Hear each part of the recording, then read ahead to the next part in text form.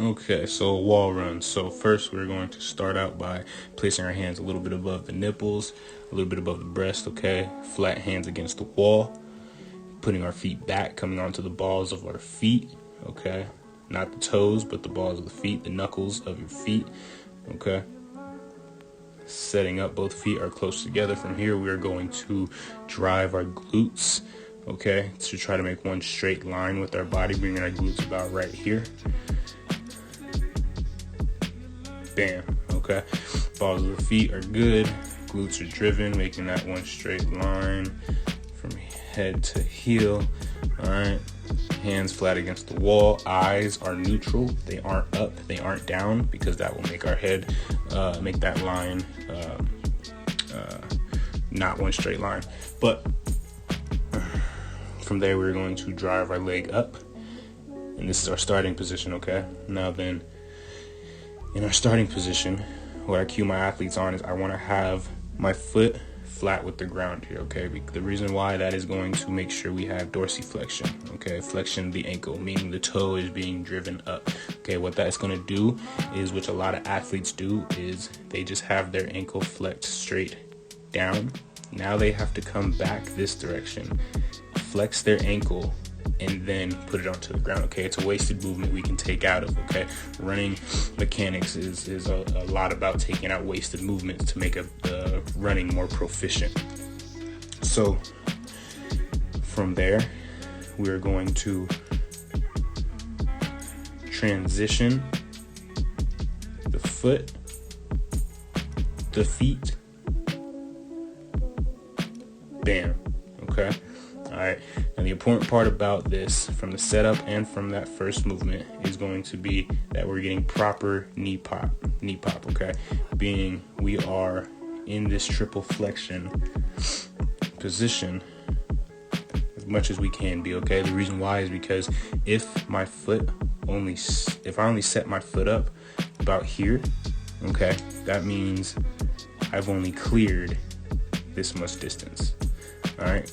But if I get proper knee pop, now I've cleared this much distance, okay? That's speed, okay? Okay, that's the difference between speed and quickness, is what I tell my athletes.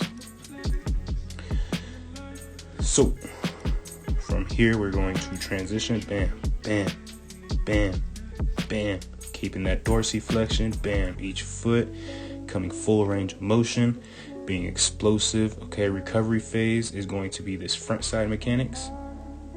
And I call this strike phase is going to be this backside mechanics, okay? All right.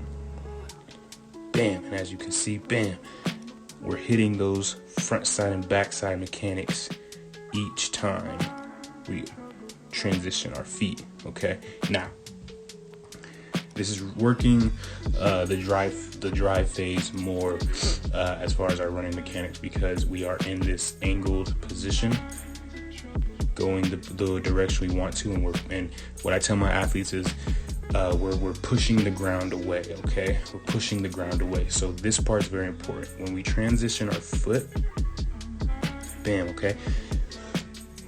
We aren't just putting our foot back into the ground, okay? What I mean by that is what we're actually trying to do is drive that ground away, pushing it this direction each step we take. Bam.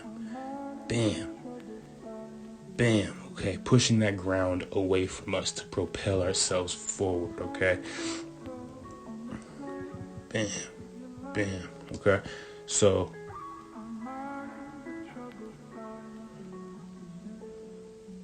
we don't want to think just switching the feet. We want to think driving our feet into that ground and pushing the ground away from us, which is going to help us in turn into our actual drive phase when we're pushing the ground away from us, okay? Another key factor in this is going to be, you'll see a lot of kids do this where when they bring this leg up, they bring this knee or this back of the foot from here all the way to here, making the angle of this leg this before they get to this, which again, like I said before, running mechanics is a lot of taking out wasted movements that are unnecessary, okay? When we're in the drive phase, this squeezing of the hamstring is unnecessary, okay? And instead, what we can do is just drive this foot from this position into this position by thinking foot over ankle.